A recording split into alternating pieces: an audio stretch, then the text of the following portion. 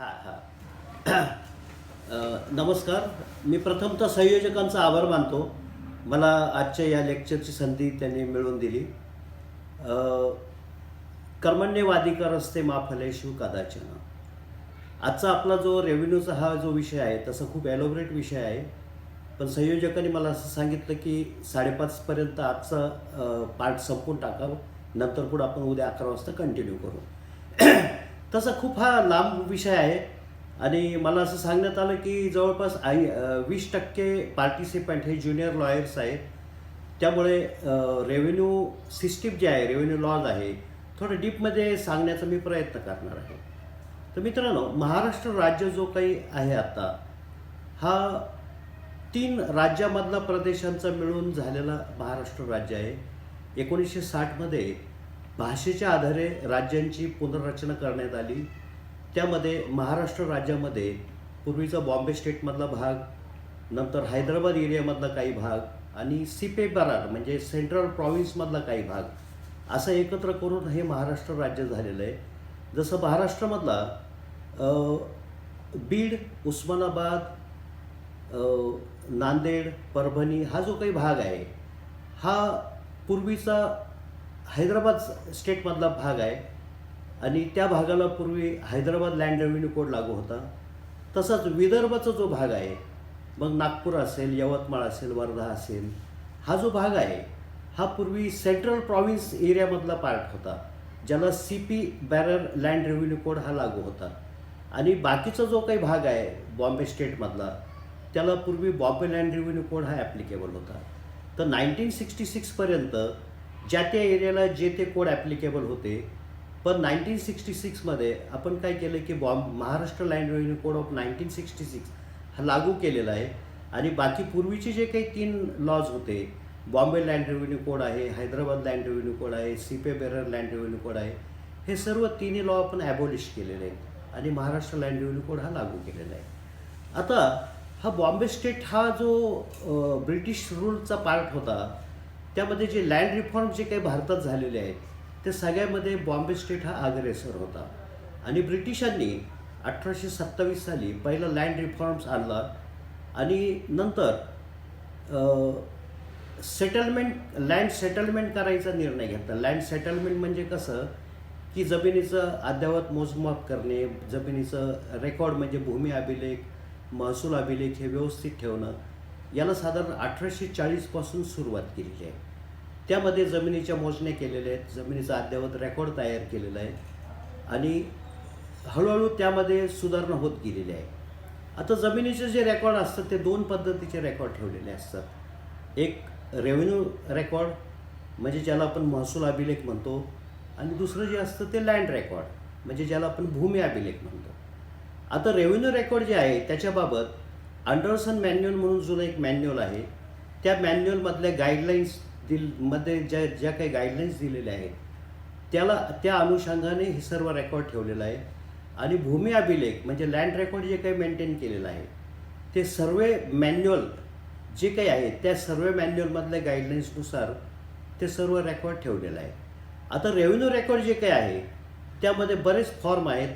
Form number 1 पासून तर 28-29 पर्यंत फॉर्म आहेत. वेगवेगळे फॉर्म आहेत.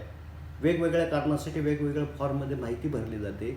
आणि हे सर्व काही फॉर्म जे आहेत, काही विलेज लेवलवर तलाठ्याकडे असतात, काही तालुका लेवलला असतात, काही SDO म्हणजे प्रांत लेवलला काही फॉर्म्स मेंटेन केलेले आहेत. All this forms are called revenue record. आणि सर्वे जे काही रेकॉर्ड आहे म्हणजे त्यामध्ये जमिनीचे मोजमापाचे जे काही सर्व कागदपत्र असतील, त्यांचे नकाशे असतील, गाव नकाशे असतील, हा जो काय आहे हा लँड रेकॉर्डचा भाग आहे. तो जो आहे तो भूमी अभिलेख कार्यालयाकडे ठेवलेला असतो.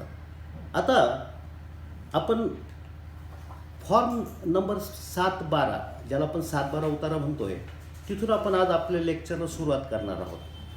आता 7-12चा जो उतारा जो आपण म्हणतोय तो मी आता हस्तलिखित 7-12चं बोलतोय. कॉम्प्युटराईज 7-12 हा थोडासा वेगळा आलेला आहे. मी अगोदर आपल्याला हस्तलिखित 7-12ची माहिती देतोय. हस्तलिखित 7-12 जो काही आहे त्यामध्ये एकंदर 3 फॉर्म आहेत. फॉर्म नंबर 7, 7A आणि 12. आता तिन्ही फॉर्ममध्ये जी काही गाईडलाईन्स त्या गाईडलाईन्सप्रमाणे तिन्ही फॉर्ममध्ये वेगवेगळी माहिती सुरुवातीला भरण्यात येत होती. परंतु नंतर असं लक्षात आलं की एका व्यक्तीला तिन्ही फॉर्मची एका वेळेला आवश्यकता असते. त्यामुळे हे तिन्ही फॉर्म वेगवेगळे न ठेवता जर या तिघांचं कॉम्बाईन करून एकच जर संयुक्तिक फॉर्म जर ठेवला ते अधिक सोयीस्कर राहील. म्हणून हा जो काही 7/12 आपण म्हणतोय, it is a combination of 3 forms. Form number 7, 7A and 12 असं तिन्ही फॉर्मचं मिळून हा 7/12 तयार झालेला आहे. आता आपण जर 7/12चा उतारा जर समोर ठेवला, हस्तलिखित 7/12, त्यातला वरचा जो काही भाग आहे, म्हणजे ज्यामध्ये गावाचं नाव आलेलं आहे, तालुका आलेला आहे, जिल्हा आलेला आहे, जमिनीचा सर्वे नंबर किंवा गट नंबर आलेला आहे, जमिनीचं स्थानिक नाव आलेलं आहे, भूधारण प्रकार आलेला आहे, जमिनीचा प्रकार आलेला आहे, क्षेत्र आलेलं आहे, त्याला आकार किती आहे, जमीन मालकाचं किंवा होल्डर्स कॉलम आलेला आहे आणि अदर राईट्स कॉलम आहे. हे जे काही कॉलम आहेत वरच्या लेवलचे, हा फॉर्म नंबर 7 म्हणजे it is a form number 7. आता खालच्या बाजूला लेफ्ट साईडला जो आलेला आहे, एकतर इयर आलेलं आहे, कुठल्या वर्षाचा 7/12 आहे तो, त्याला लागून एक जमीन कसणाऱ्याचं नाव आणि पुढं रीत कॉलम आलेला आहे. रीत म्हणजे मोड. हा जो जमीन कसणाऱ्याचं नाव आणि रीत हा जो काही कॉलम आहे, it is a form number 7A, form number 7A आहे. आणि त्याच्या उजवीकडचा जो भाग आहे, त्या जमिनीमध्ये कुठलं पीक केलेलं आहे, खरीपात कोणतं केलं, रबीत कोणतं केलं, बारमाही पीक कोणतं आहे आणि किती क्षेत्रात पीक केलेलं आहे, ही जी माहिती आहे, it is a form number 12. It is a form number 12.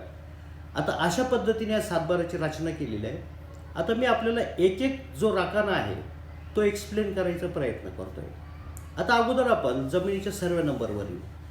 आता जमिनीला सर्वे नंबर सर्वे सेटलमेंटमध्ये देण्यात आलेले आहेत. नंतर कन्सॉलिडेशन स्कीममध्ये या सर्वे नंबरला गट नंबर देण्यात आलेले आहेत. आणि सर्वे सेटलमेंटच्या वेळेला जे काही सर्वे नंबर देण्यात आलेले आहेत, त्याच्या अगोदर जमिनीला प्रतबंधी नंबर असे होते. आणि या प्रतबंधी नंबरच्या अगोदर काही जमिनीला वेगळे नंबर दिलेले नव्हते. जमिनीचे ज्या ओळखल्या जात होत्या त्या स्थानिक नावावर जमिनी ओळखल्या जात होत्या. म्हणजे त्या जमिनीमध्ये जे काही एक वैशिष्ट्य असेल, त्या वैशिष्ट्याला धरून त्या जमिनीला एक स्थानिक नाव दिलेलं असायचं. आणि तो शेतकरी त्याची जमीन जी आयडेंटिफाय करायचा, त्या स्थानिक नावावरून ती जमीन सांगायचं की माझी अमुक अमुक जमीन आहे. समजा एक आंब्याची वाटणी म्हटलेलं आहे, म्हणजे पूर्वी कधीतरी त्या जमिनीत आंबा असेल तर त्या जमिनीचं नावच पडलेलं असतं की आंब्याची वाटणी. म्हणजे तो जमीन सांगताना म्हणायचं की आंब्याच्या वाटणीमध्ये मी अमुक अमुक पीक केलेलं आहे. म्हणजे त्यावेळेला जमीन आयडेंटिफाय ही नंबरवरून होत नसून स्थानिक नावावरून होत होती. आता ज्या वेळेला सर्वे सेटलमेंट करायचं ठरवलं, त्यावेळेला ब्रिटिशांनी वेगवेगळ्या फॉर्ममध्ये ती माहिती भरायला सुरुवात केली. आता क्षेत्र, आपण काय करू, क्षेत्रावर येऊ. आता क्षेत्र जे आहे सर्वे सेटलमेंटमध्ये जमिनीचं क्षेत्र हे एकर गुंठ्यामध्ये निश्चित करण्यात आलेलं आहे. आता एकर गुंठ्यामध्ये जे मेजरमेंट केलेलं आहे, ते ज्या एका ब्रिटिश व्यक्तीने हे एकर गुंठ्याचं मेजरमेंट काढलेलं आहे, त्या व्यक्तीचं नाव होतं मिस्टर गुंटूर. आणि त्या गुंटूरच्या नावावरून गुंठा असा शब्द पडलेला आहे. 40 गुंठ्याचा 1 एकर होतो. म्हणून त्यांनी छोटं परिमाण जे काही काढलेलं आहे गुंठा, त्या गुंटूरच्या नावावर त्याला गुंठा नाव दिलेलं आहे. आता एकर गुंठ्याच्या अगोदर आपल्याकडे जी जमिनीचं मेजरमेंट जे काही होते ते पांड आणि बिघ्यामध्ये होते. पांड म्हणजे 20 पांड म्हणजे 1 बिघा होता आणि 2.25 बिघ्याचा 1 एकर असायचा. या पांड बिघ्याच्या अगोदर जमिनीचं सायंटिफिक बेसवर कुठलंही मेजरमेंट नव्हतं, पण चाहूर अशा पद्धतीचं मेजरमेंट असल्याचं काही रेकॉर्डमध्ये आढळलेलं आहे. परंतु चाहूर याचं कुठलं एक पर्टिक्युलर मेजरमेंट सापडलेलं नाही. म्हणजे आपण एक अमुक एरियामध्ये चाहूर जर जमीन मोजली आणि दुसऱ्या एरियामधलं चाहूर हा शब्दावरून जी जमीन मोजली तर त्याच्यामध्ये समानता काही दिसून येत नव्हती. म्हणजे चाहूर हे काही प्रॉपर मेजरमेंट सिस्टीम नव्हती, परंतु बिघा आणि पांड हे जे काही होतं ते सायंटिफिक बेसवर काहीतरी मेजरमेंट असल्याचं दिसून आलेलं आहे. आणि ब्रिटिशांनी सर्वे सेटलमेंटमध्ये त्या जमिनीला एकर गुंठ्यामध्ये त्याचं मेजरमेंट केलेलं आहे. आता हे जे काही मेजरमेंट करताना त्यांनी जमिनीचे नकाशे जे तयार केलेले आहेत ते शंकू साखळी पद्धतीवर नकाशे तयार केलेले आहेत. 90 अंशाचं शंकू करून साखळीवर त्याचे मोजमाप केलेले आहेत. एक साखळी म्हणजे आता ज्यावेळेला हा खूप अडाणी वर्ग त्या मेजरमेंट सिस्टीममध्ये काम करत होता, त्यांना काही लिहिता वाचता येत नव्हतं फारसं. मग त्यांना हातामध्ये लोखंडी साखळी दिलेली असायची आणि एका साखळीचे 16 भाग केलेले असायचे. एक साखळी म्हणजे 33 फूट लांबीची साखळी असायची. त्या साखळीचे 16 भाग केलेले असायचे. का त्यावेळेला आणा रुपयामध्ये मेजरमेंट असायचं. कोणी एखादी गोष्ट मेजरमेंट करताना सांगायची 12 रुपये आहे, म्हणजे पूर्ण 100% म्हणजे 16 आणि मेजरमेंट आहे त्याचं. आणि त्याला वाटलं की हा निम्माच आहे, तो म्हणायचा 8 आणे आहे, किंवा 1/4 असेल तर 4 आणे म्हणायचं. मग ब्रिटिशांनी काय केलं की इथलच्या लोकांच्या स्वभाव, त्यांच्या पद्धती पाहून एक साखळीचे 16 भाग केले, म्हणजे 16 आण्याचा 1 रुपया होतो म्हणून. आणि मग 33 फुटाच्या एका साखळीमध्ये 16 भाग केले, म्हणजे एक भाग जो होता तो साधारण 2.25 फुटाचा भाग होता. आणि असे 16 भाग करून त्या साखळीचे एक 33 फुटाची साखळी केलेली होती. आणि त्या साखळीला धरून त्या जमिनीचं मेजरमेंट केलेलं होतं. आता जे जे जुनं मेजरमेंट केलेलं आहे ते त्याला टिपण उतारे म्हणतात.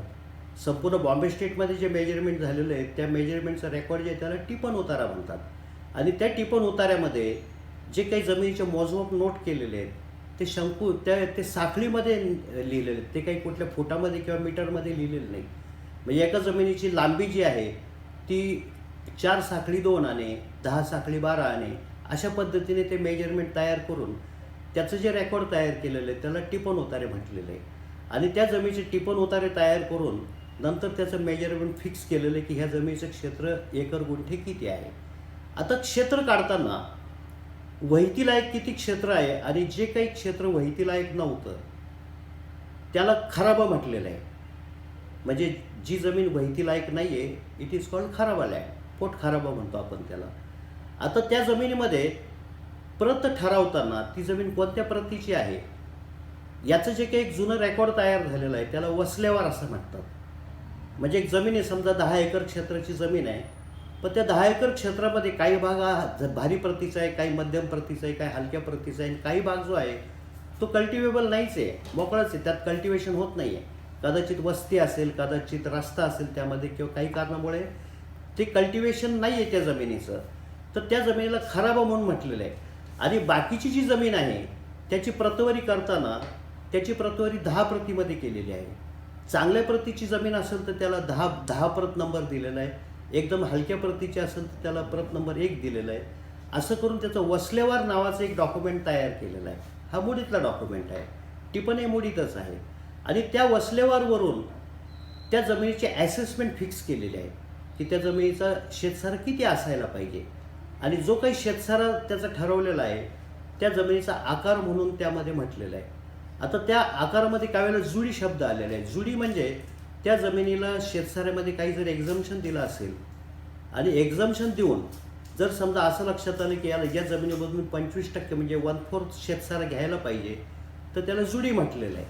म्हणजे शेतसारावर लिहिलेलं आहे, खाली जुडी लिहिलेली आहे, म्हणजे त्या जमिनीमधून शेतसारा घेतला जात नाही, जुडी घेतली जाते, असं तो आकारामध्ये तो शब्द वापरण्यात आलेला आहे. आता आपण थोडं नंबर 7मध्ये वरच्या बाजूला येऊ. धारणा प्रकार. धारणा प्रकारमध्ये 3 म्हणजे ऑक्युपंट, ज्याला आपण इंग्लिशमध्ये ऑक्युपंट म्हणतो. तर there are 3 types of occupant. First occupant number 1 म्हणजे भोगवळदार वर्ग आहे. सेकंड ऑक्युपंट नंबर 2 म्हणजे भोगवळदार वर्ग नंबर 2. आणि तिसरा गव्हर्नमेंट लेसी. आता भोगवळदार वर्ग 1 म्हणजे ज्या जमिनीच्या हस्तांतरणाला कुठलेही निर्बंध नाही आहेत, it is called occupant number 1. म्हणजे तो जमीन मालक ही जमीन विकू शकतो, कोणालाही कुठल्याही पद्धतीने हस्तांतर करू शकतो, त्याला हस्तांतर करायला कुठलाही निर्बंध नाही आहे. It is called occupant number 1. Second occupant number 2 म्हणजे भोगवळदार वर्ग 2. यामध्ये जो काही जमीन मालक सातबारावर दाखवलेला आहे त्याला जमीन विकायचा अधिकार नाही आहे. जर त्याला जमीन विकायची असेल तर त्याला कुठल्या तरी एक ॲप्रोप्रिएट अथॉरिटीची परवानगी घ्यावी लागते. परवानगी घेतल्याशिवाय ती जमीन विकता येत नाही. त्याला ऑक्युपंट नंबर 2 म्हटलेलं आहे. जनरली कुठली तरी गव्हर्नमेंट लँड किंवा फॉरेस्ट जमीन कोणाला तरी नवीन शर्तीने ऑक्युपन्सी प्राईस देऊन कल्टिवेशनला दिलेली असते. म्हणजे ती जमीन नवीन शर्तीने दिलेली. नवीन शर्तीचा अर्थ काय की भोगवळदार वर्ग 2 आहे, त्याला ॲलिनेट करायचा काही अधिकार नाही. परंतु गव्हर्नमेंटने नंतर काही सर्क्युलर्स काढलेले आहेत, त्याला जर विकायची असेल तर with prior permission of appropriate authority he can sell the land provided you should pay some amount to the government. So that land is called occupant class 2. आता ऑक्युपंट क्लास 2 मध्ये खूप वेगवेगळ्या पद्धतीच्या जमिनी आहेत. खूप जवळजवळ 30-40 पद्धतीच्या जमिनी त्यामध्ये कव्हर होतील, की ज्याला ऑक्युपंट क्लास 2 म्हटलेलं आहे. आणि तिसरा जो पार्ट आहे तो गव्हर्नमेंट लीज, म्हणजे जमीन गव्हर्नमेंटची आहे पण कोणाला तरी लीज हक्काने दिलेली आहे, त्याला ऑक्युपन्सीमध्ये गव्हर्नमेंट लीसी असं संबोधलेलं आहे. अशा पद्धतीचे ऑक्युपंटमध्ये 3 प्रकार आहेत: भोगोदर वर्ग 1, भोगोदर वर्ग 2 आणि गव्हर्नमेंट लीसी. आता पुढचा जो जमिनीचा प्रकार जो काही एक आहे तो इनाम आणि खालसा असे 2 प्रकारामध्ये जमीन मोडली जाते. इनाम म्हणजे हा शब्द जो आहे इनाम आणि खालसा हा लँड रेव्हेन्यूशी निगडीत आहे. म्हणजे ज्या जमिनीमधून लँड रेव्हेन्यू गव्हर्नमेंट घेतं किंवा जी जमीन लँड रेव्हेन्यू देणं लागतं अशा जमिनीला खालसा म्हटलेलं आहे. आणि ज्या जमिनीला रेव्हेन्यूमध्ये एक्झम्पशन दिलेलं आहे, शेतसारामध्ये माफी दिलेली आहे, अशा जमिनीला इनाम असं म्हटलेलं आहे. आता इनामाचे एकंदर 6 प्रकार आहेत. हे जे काही इनाम आहे हे पूर्वापार चालत आलेलं आहे. हे काही कोणी ब्रिटिशांनी इनाम दिलेले नाही आहेत, हे पूर्वापार चालत आलेलं आहे. आणि ज्यावेळेला ब्रिटिशांनी सर्वे सेटलमेंट करायचं ठरवलं आणि जमिनीचा शेतसारा निश्चित केला, त्यावेळेला हे जे काही इनाम जमिनीचे होल्डर जे काही होते त्या लोकांची अशी ब्रिटिश गव्हर्नमेंटला विनंती होती की आमच्या जमिनीमधून पूर्वीचे जे कोणी रूलर असतील, म्हणजे पेशवे असतील किंवा पूर्वीचे निजाम असतील किंवा कोणी मोगल असतील, ते काही आमच्या जमिनीमधून कधी आमच्याकडून रेव्हेन्यू घेत नव्हते किंवा या जमिनीचा रेव्हेन्यू हा अमुक कोणाला तरी ग्रँट केलेला आहे किंवा या गावाचा रेव्हेन्यू हा कोणाला तरी ग्रँट केलेला आहे पूर्वीच्या रूलरनी.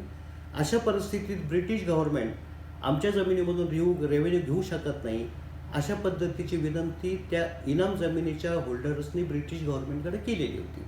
आता त्यांची विनंती खूप रास्त होती. रास्त असल्यामुळे ब्रिटिशांनी पाहिलं की या सर्व जमिनीची डिटेल इन्क्वायरी करणं गरजेचं आहे.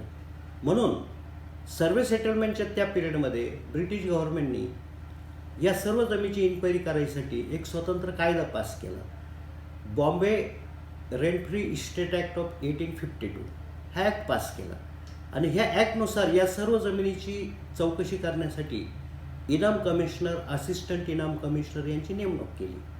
ज्या जमीन मालकाला म्हणायचं आहे की त्याच्या जमिनीला रेव्हेन्यूमध्ये पूर्वापार एक्झम्पशन आहे, त्या व्यक्तीने त्याची कैफियत म्हणजे अर्ज हा इनाम कमिशनर पुढे द्यायचा आहे. इनाम कमिशनरने पूर्ण इन्क्वायरी केल्यानंतर त्यांच्या जर असं लक्षात आलं की खरंच जमीन इनाम आहे, तर त्याला तो इनाम कंटिन्यू करायची ऑर्डर ही इनाम कमिशनर करत होते. त्याला आपण सनद म्हणतो. जमिनीची सनद इनाम कमिशनरने दिलेली आहे. तर अशा जमिनीला इनाम म्हटलेलं आहे. आता ज्या व्यक्तींनी जमिनीचं रेव्हेन्यूमध्ये एक्झम्पशन मागितलेलं होतं त्या लोकांना इनामदार असं म्हणायचे. आणि असे जे त्यांनी त्याच्या अर्जासोबत त्याचे एव्हिडन्स द्यावा लागत होते. त्याच्याकडे काय काय डॉक्युमेंटरी एव्हिडन्स आहे, तर पूर्वी कोणी सनदी दिल्या, पेशव्यांनी सनदी दिल्या का, की शिवाजी महाराजांच्या काळामध्ये कोणी सनदी दिल्यात का, किंवा पूर्वीच्या मोगलांनी कोणी सनदी दिल्यात का ज्याच्यामुळे त्या जमिनीला रेव्हेन्यूमध्ये एक्झम्पशन दिलेलं आहे.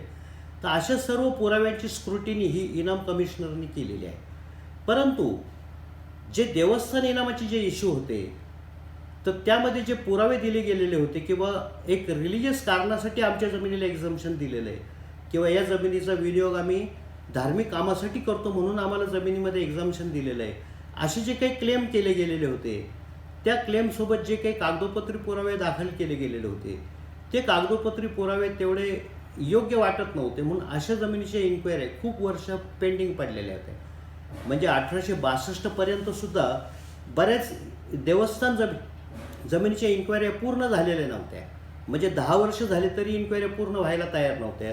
म्हणून मग ब्रिटिशांनी काय केलं की एक सर्वे केला की बा किती इन्क्वायऱ्या पेंडिंग आहेत, म्हणजे अनसेटल्ड क्लेम किती आहेत आणि त्या अनसेटल्ड क्लेममधला किती रकमेचा रेव्हेन्यू इन्व्हॉल्व आहे हे पाहिल्यानंतर त्यांच्या लक्षात आलं की इन्क्वायरीमध्ये एवढा खर्च आणि एवढा टाईम वेस्ट होतो आहे की त्यापेक्षा ज्यांचे अनसेटल्ड क्लेम आहे अशा सर्व लोकांना सरसकट एक्झम्पशन दिलेलं परवडेल, पण इन्क्वायरी काय आपल्याला काही परवडत नाही. मग त्यांनी काय केलं ब्रिटिशांनी 1863 साली exemption from land revenue act of 1863 असा ॲक्ट पास केला आणि त्या ॲक्टमध्ये 2 पार्ट केलेले आहेत.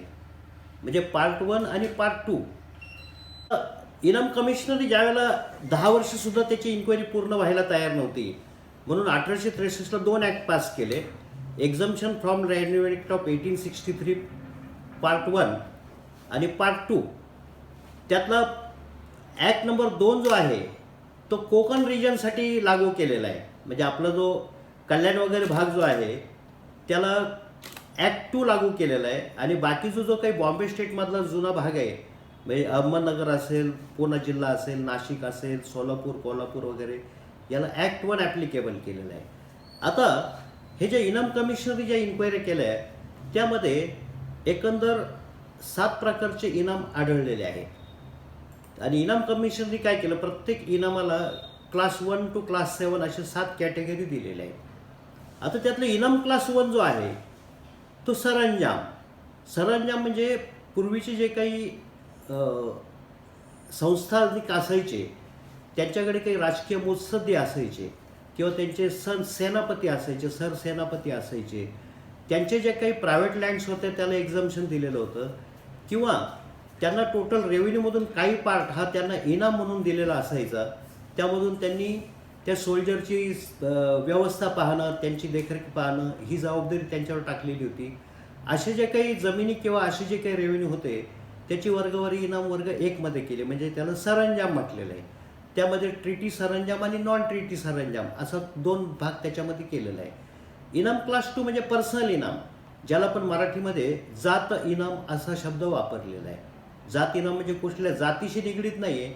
आपण जे म्हणतो ना की त्याचा जाती मामला आहे, आपल्याला काय करायचं, म्हणजे पर्सनल इश्यू आहे त्याला इंग्लिशमध्ये पर्सनल इनाम म्हटलेलं आहे. पर्सनल इनाम म्हणजे एखाद्या व्यक्तीने किंवा त्याच्या कुटुंबाने समाजासाठी खूप काही मोठं भरीव कार्य केलेलं आहे, त्याच्या प्रित्यर्थ त्याच्या जमिनीला रेव्हेन्यूमध्ये एक्झम्पशन दिलेलं आहे, अशा जमिनीची वर्गवारी इनाम वर्ग 2 मध्ये केलेली आहे. काही जमिनीचं उत्पन्न हे धार्मिक कामासाठी वापरलं जातं, म्हणून त्या जमिनीला रेव्हेन्यूमध्ये एक्झम्पशन दिलेलं होतं, किंवा एखाद्या गावाचा रेव्हेन्यू हा एखाद्या देवस्थानासाठी बहाल केलेला असायचा, तर अशा केसमध्ये त्या जमिनीची किंवा त्या रेव्हेन्यूची वर्गवारी इनाम वर्ग 3 मध्ये केलेली होती, ज्याला आपण देवस्थान इनाम वर्ग 3 म्हणतोय. इनाम वर्ग 4 म्हणजे सुरत भडोच एरिया, म्हणजे गुजरातमधला जो एरिया पूर्वी बॉम्बे स्टेटमध्ये होता त्या भागामध्ये काही जमिनी वतन म्हणून देण्यात आलेल्या होत्या, परंतु ते जे वतनदार आहेत ते काही सर्व्हिसेस देत नव्हते. Still that lands were in their possession as a वतन प्रॉपर्टी.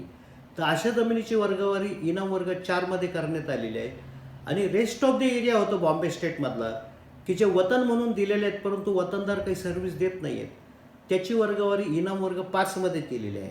आणि इनाम वर्ग 6 जो काही आहे ते सर्व्हिस वतन आहे, त्याच्यामध्ये 6A आणि 6B useful to community and useful to government अशी वर्गवारी करण्यात आलेली होती. त्याला इनाम वर्ग 6A आणि 6B अशी वर्गवारी करण्यात आलेली आहे. आणि इनाम वर्ग 7 म्हणजे काही जमिनीचा वापर ही लोकल अथॉरिटी, म्हणजे त्यावेळची कुठली लोकल अथॉरिटी असेल ते हॉस्पिटल किंवा स्कूल पर्पजसाठी वापर करत होते, त्यांनी काही इमारती बांधलेल्या होत्या, म्हणून त्या जमिनीला एक्झम्पशन दिलेलं होतं. अशा जमिनीची वर्गवारी इनाम वर्ग 7 मध्ये करण्यात आलेली होती.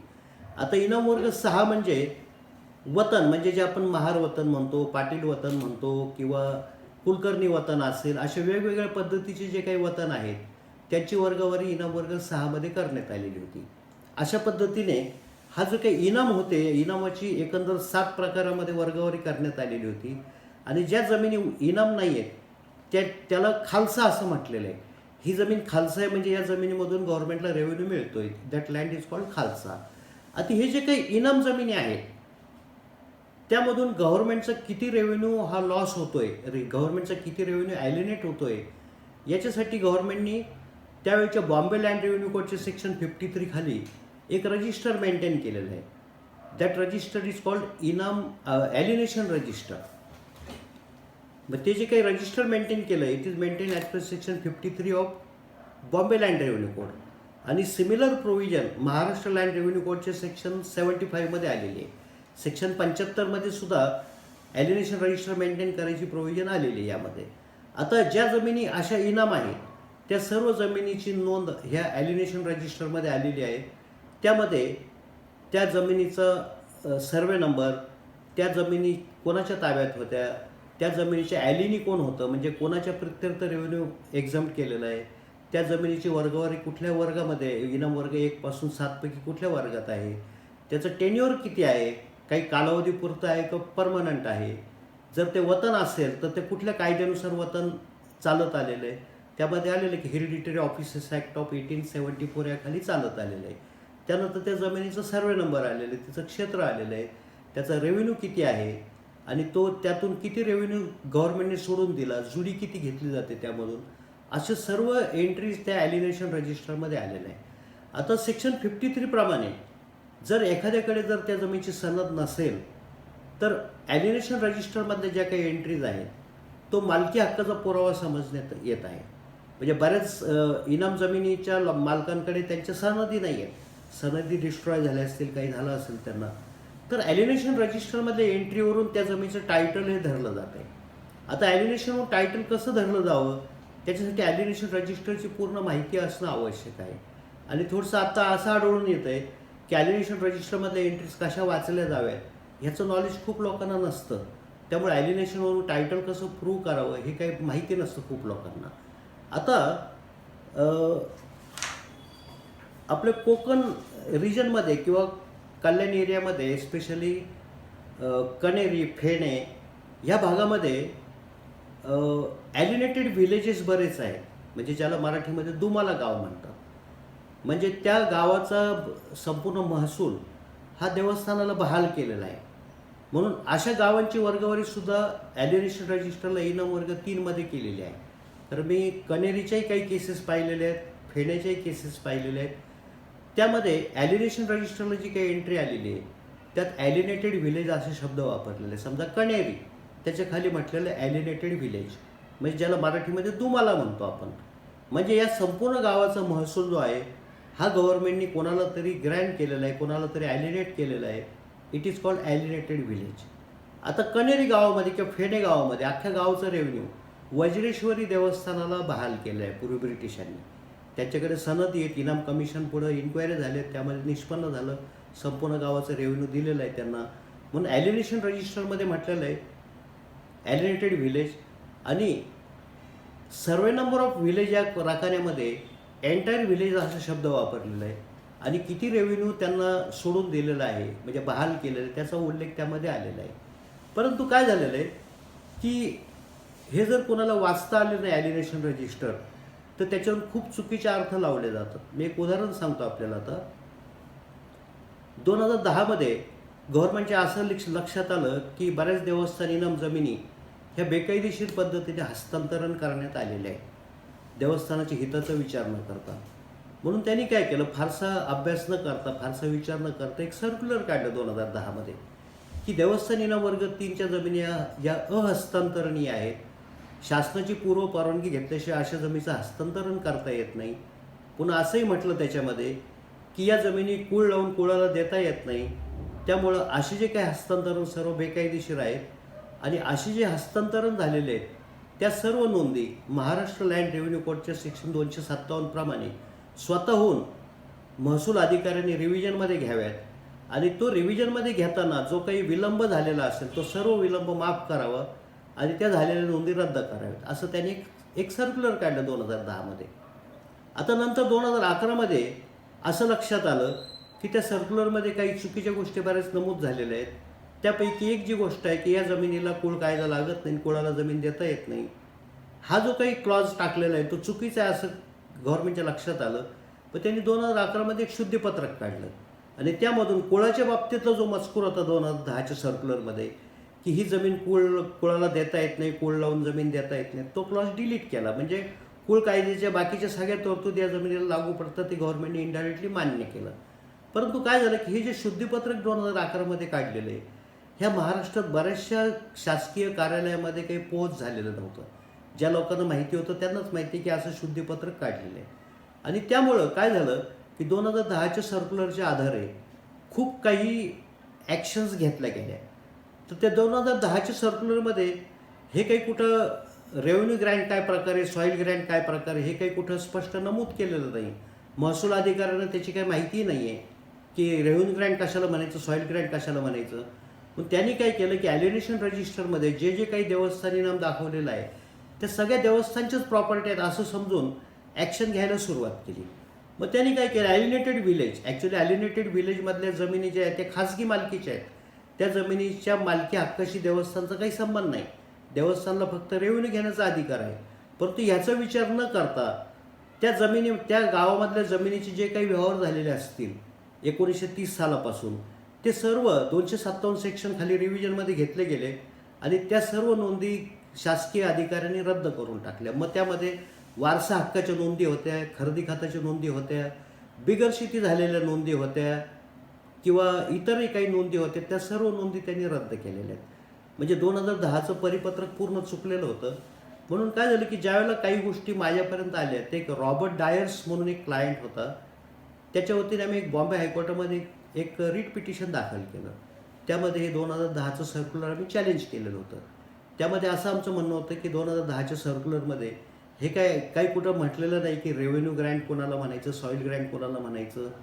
आणि जे ॲलिनेटेड विलेज आहेत त्यावर सुद्धा त्यांनी ॲक्शन्स घ्यायला सुरुवात केल्या.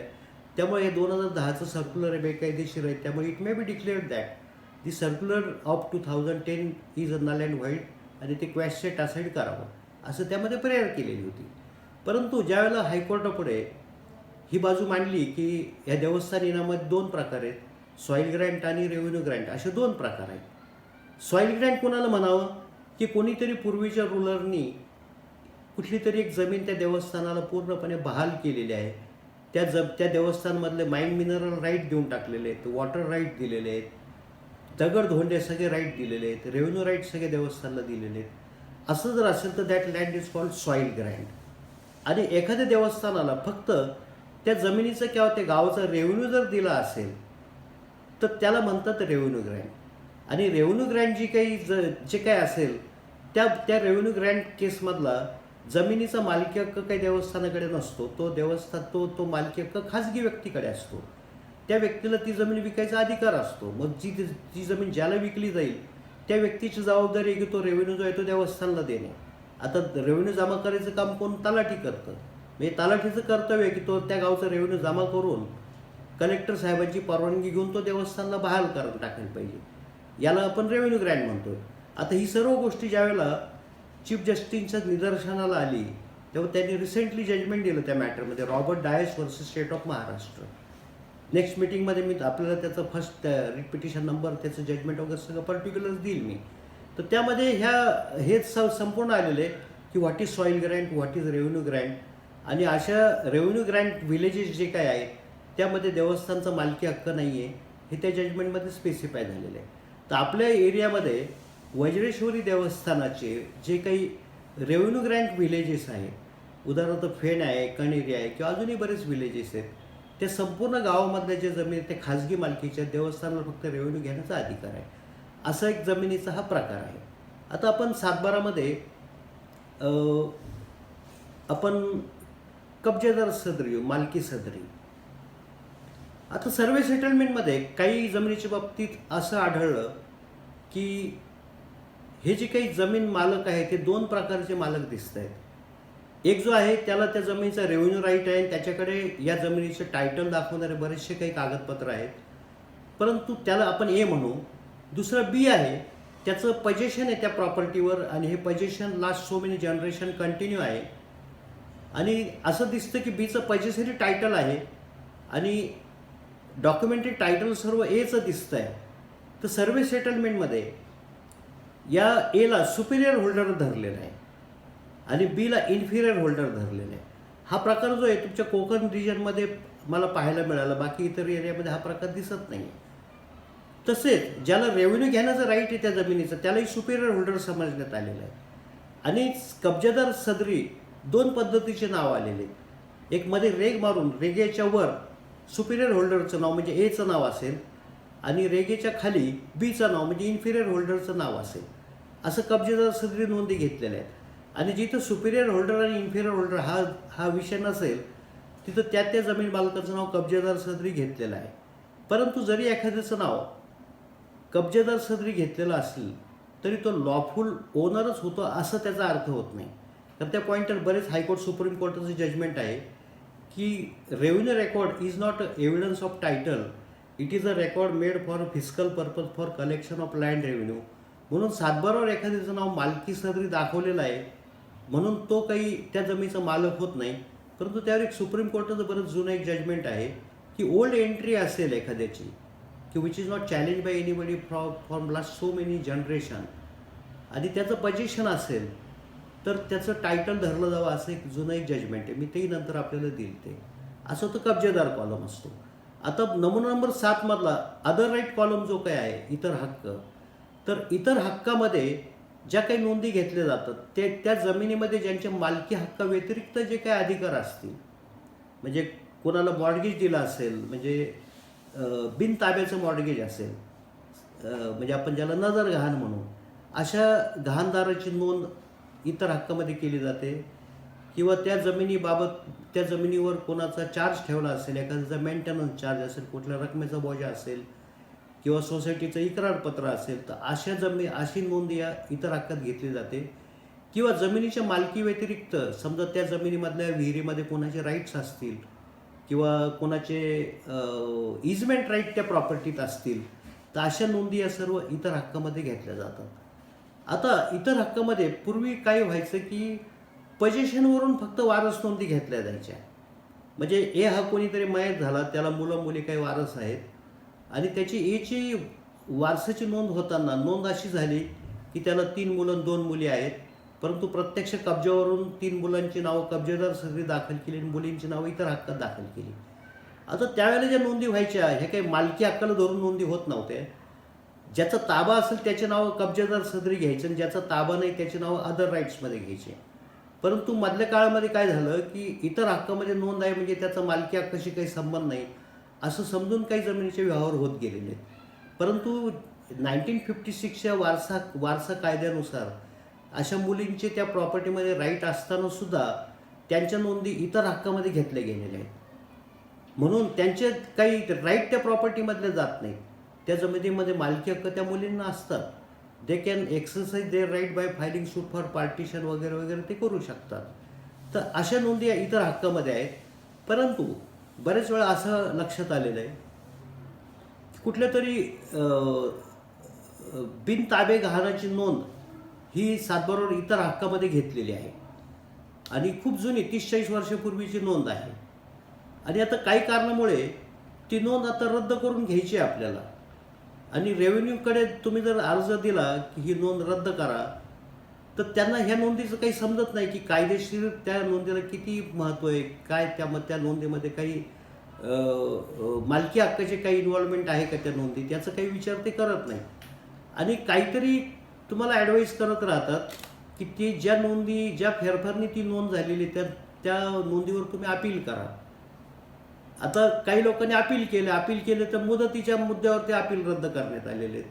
तर प्रश्न असा आहे की नजर गहाण जो आहे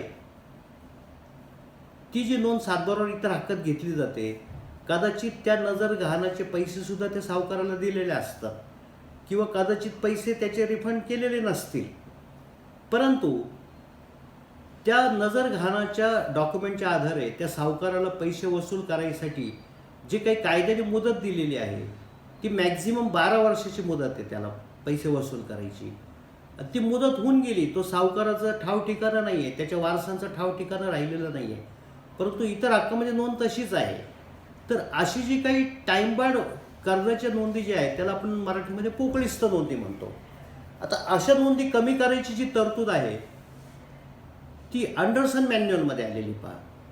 म्हणजे जर कदाचित आपल्या एखाद्या क्लायंटच्या सातबारावर इतर हक्कामध्ये जर नजर गहाणाच्या एखाद्याच्या सावकाराच्या नोंदी असल्या आणि त्या नोंदी जर कमी करून घ्यायच्या असल्या पोकळीस्थ नोंदी म्हणून, तर अँडरसन मॅन्युअलमध्ये ज्या गाईडलाईन्स दिलेल्या आहेत त्या आधारे इतर हक्कामधल्या अशा ज्या पोकळीस्थ नोंदी त्या कमी करून घेता येतील. परंतु काही मुलींच्या नोंदी इतर हक्कामध्ये झालेल्या आहेत, त्या पोकळीस्थ नोंदी म्हणता येत नाही, तर त्यांचे आजही त्या प्रॉपर्टीमध्ये राईट आहे.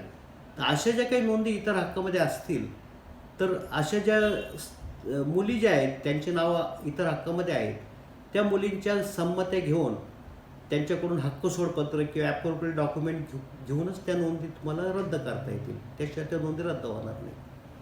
आता आपण फॉर्म नंबर 7 मध्ये येऊ.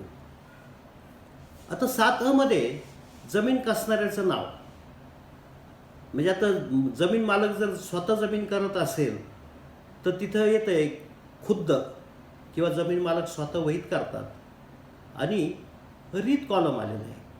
आता जमीन मालक व्यतिरिक्त जर कोणी दुसरा जमीन वहीत करत असेल तर त्या जमिनीत त्या वहीत करणाऱ्याचं नाव दिलेलं असतं की चिमाजी गोमाजी हा जमीन वहीत करतो, तो फॉर्म नंबर 7 मध्ये आलेला असतो. आणि त्याच्यापुढे रीत कॉलम जो काय आहे त्या रीतमध्ये एकंदर 6 प्रकारच्या रीती आहेत. रीत 1 म्हणजे मोड 1 की जमीन मालक स्वतः हाताने शेती करत असेल तर त्याची नोंद रीत 1 सदरी घेतली जात असे.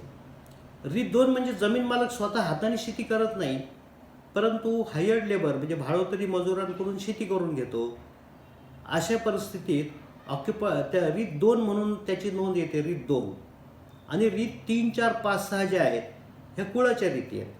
त्यातील रीत 3 म्हणजे कुळ जमीन वहीत करतो परंतु जमीन मालकाला तो रोख स्वरूपात खंड देतोय. अशा परिस्थितीमध्ये त्याची नोंद जी होते रीत 3 सदरी नोंद होते.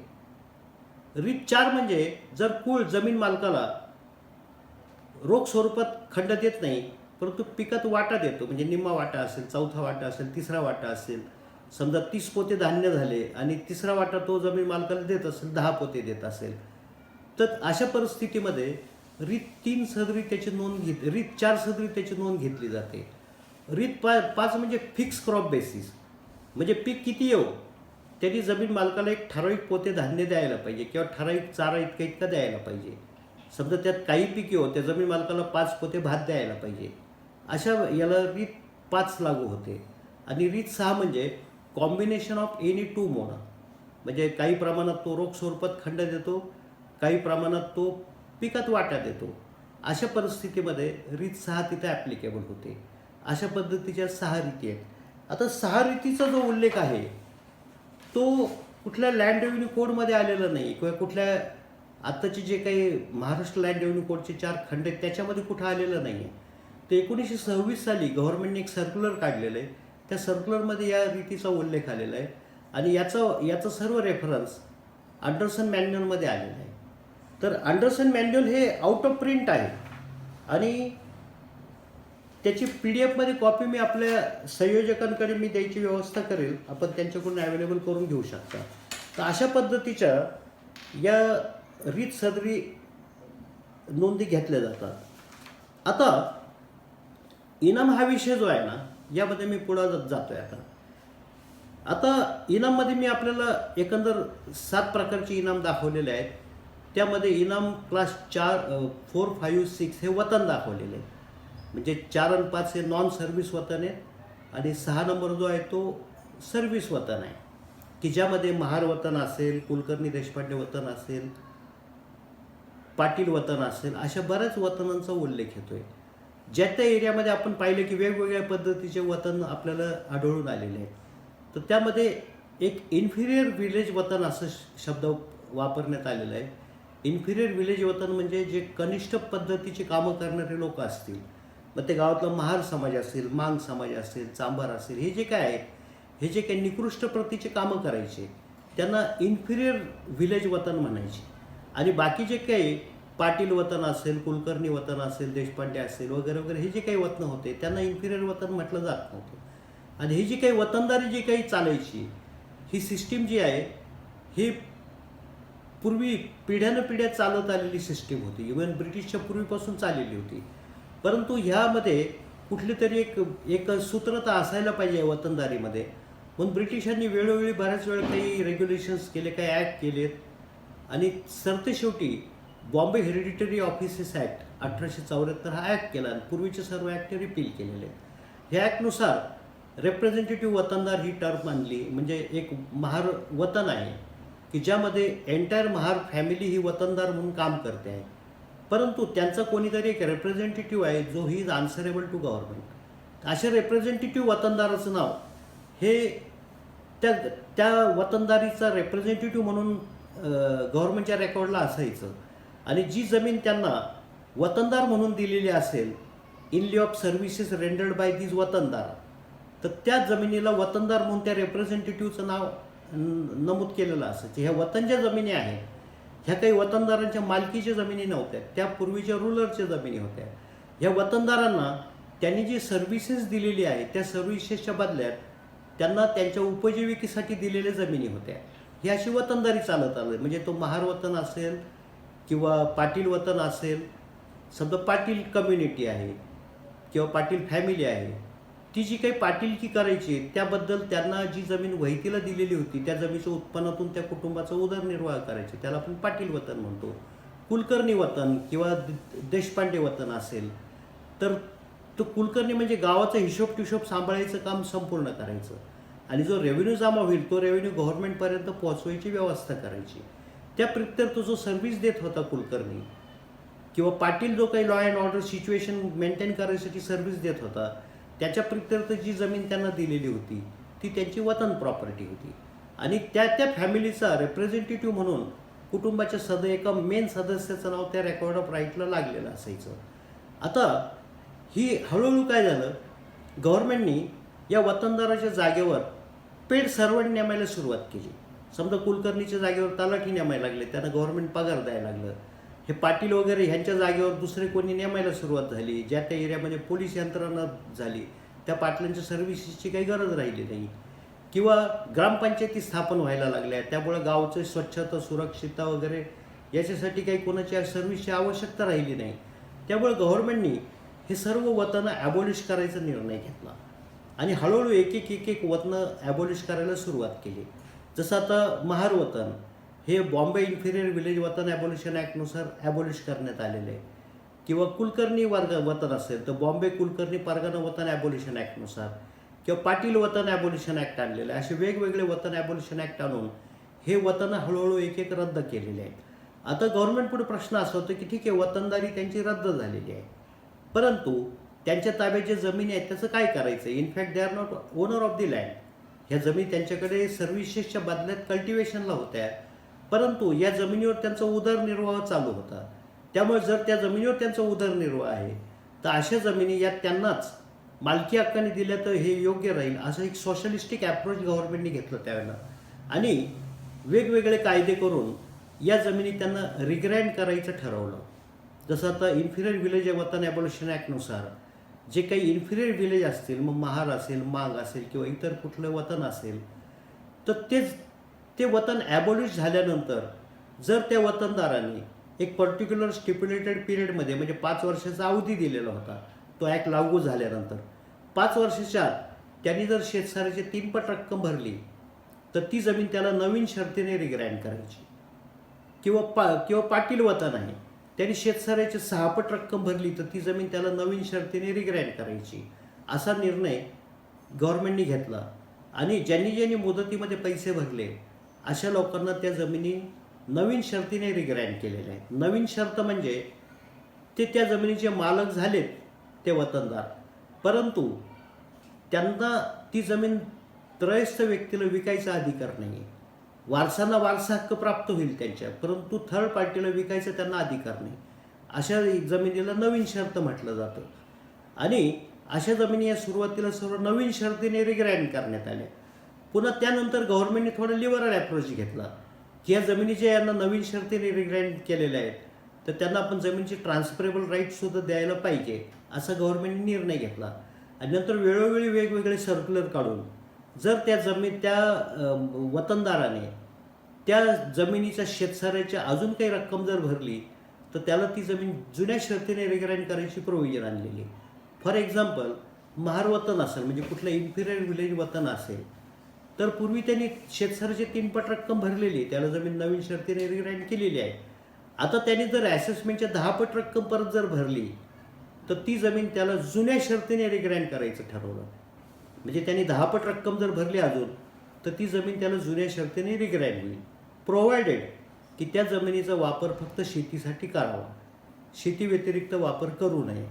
जर शेती व्यतिरिक्त वापर करायचा असेल म्हणजे बिगर शेती वापर करायचा असेल तर जो कोणी होल्डर असेल त्या जमिनीचा त्यांनी शेतसाऱ्याच्या त्यांनी बाजारभावाच्या 50% रक्कम हे शासनाला देणं अनिवार्य राहील अशी तरतूद त्यामध्ये आणली गेली त्या सर्क्युलरमध्ये.